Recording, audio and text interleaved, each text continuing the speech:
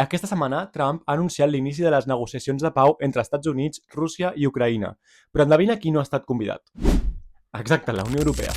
A més, Trump vol que els estats europeus es facin càrrec de la seva pròpia seguretat, i és que es creu que Rússia podria intentar posar a prova el poder militar de la Unió Europea en un període entre 3 i 5 anys. Per tant, els líders europeus estan bastant més preocupats per la seguretat i han començat a invertir més en defensa. De fet, la presidenta von der Leyen ha anunciat que permetrà als estats tenir dèficit si és per invertir en defensa. Però per què tot això beneficia Trump?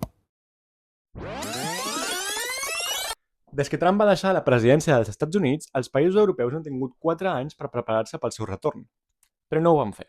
Ara Europa ha de córrer per diversificar les seves vendes i crear una indústria de defensa prou forta. És que la conseqüència directa de no tenir una indústria de defensa suficientment forta es tradueix en que ara mateix un augment de despesa militar comporta una major compra als Estats Units, que és qui té una indústria de defensa més forta, beneficiant als Estats Units i, per tant, a Trump. I és que ara mateix ser europeu s'assembla una miqueta a això. Deixen que em pensen en els comentaris.